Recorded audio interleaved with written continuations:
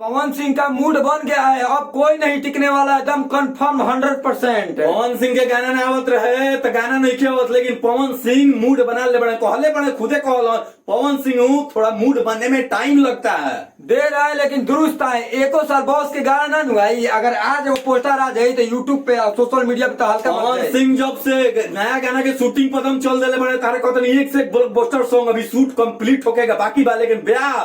के रील जब से चढ़ैले बड़े विरोधियन के पसेना छूटल हो गए, पवन सिंह फिर से एक्टिव हो गिलन, देर आवलन दुरुस्त आवलन, कुछ समय खातिर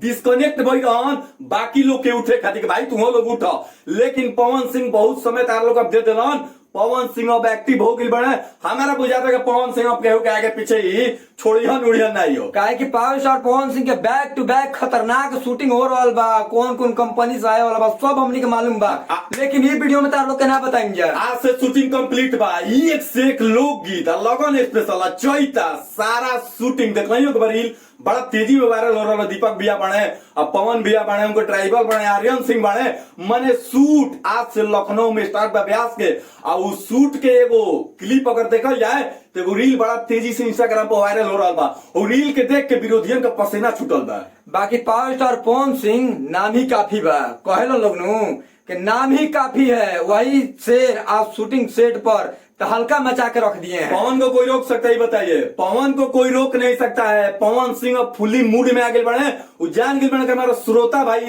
इतना दिन तक वेट किए, उनको हम नाराज करें, लेकिन हम अपने श्रोता से बोल देना चाहते हैं, कुर्सी के पेटी के बांध के रखो लो, Pawan Singh bank two bank अब तार लोग के सॉन्ग दी हन, काहे कि पावर स्टार पवन सिंह के फैन बढ़ो तो तार लोग के वीडियो ज्यादा से ज्यादा शेयर करे पड़ी। हाँ एक बात बा, पवन सिंह के कट्टा करो फैन बढ़ो तो हमारे वीडियो के देखे से पहले शेयर दबाओ लोग, काहे कि वीडियो जाके जहां तक पहुंचे के चाहिए वो जगह पर पहुंचे के चाहिए। टेंशन काहे लेते रहो लोग, एक से एक ब्लास्ट सॉन्ग अरे हो रहा बा, टेंशन मत लो, तो टेलर पूरा फिल्म में बाकी हमारा टेलर बा तारा कह दी कि पवन सिंह अब रातों में ना सुती हन, बैक टू बैक सॉन्ग के शूटिंग कंप्लीट हो रहा, लेकिन हमारा बुझाता 3 से 4 दिन के अंदर